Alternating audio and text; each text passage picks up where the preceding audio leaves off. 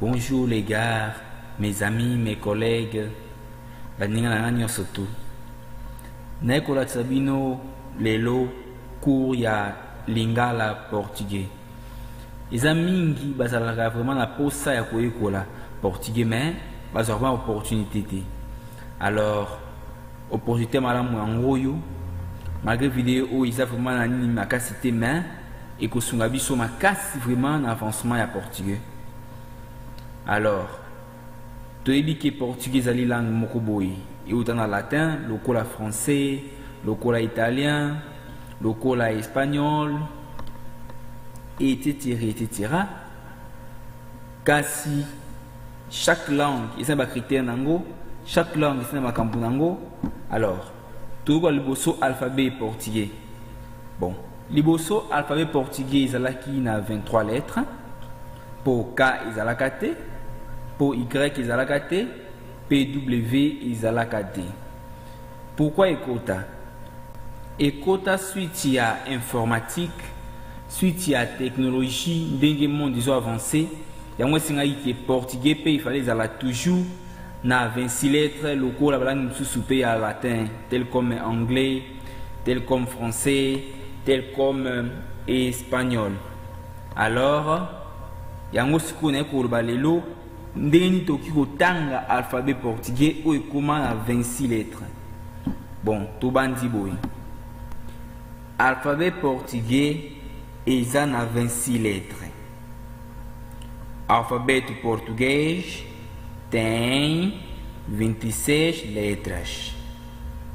Alphabet português tem 26 letras.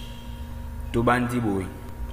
A B, C, D, E, F, G, H, I, J, K, L, M, N, O, P, Q, R, S, T, U, V, W, X, Y, Z.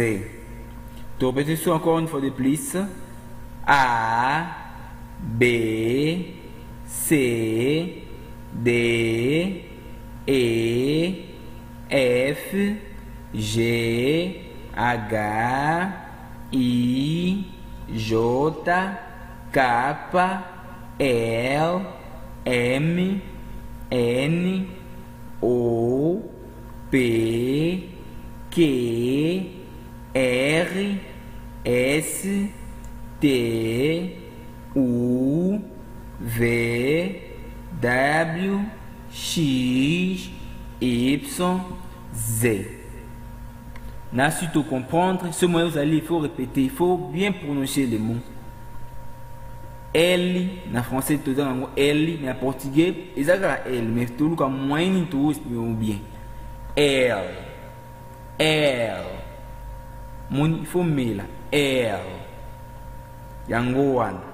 Alors tout le monde autant à le français A, B, C, non, A, B, C, D, donc vous allez à peu près ça.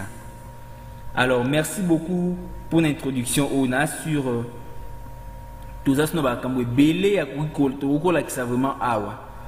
Alors si tu attends le to kati pour awa mais oui ba que coup ils avancé vous avez tout ça pardon kolimbate tant que ça qualité audio bien té mais oui qui to ba ça qualité sur audio pour beaucoup comprendre très bien. Comme nangai Denis Merveille na Luanda na lui professeur ya portugais na français. Dans le monde lingala. En tout cas, pardon, sur moi gozala, j'aime na canal Oyo. Merci beaucoup mes amis. N'espérez makasi. À la prochaine fois. Au revoir.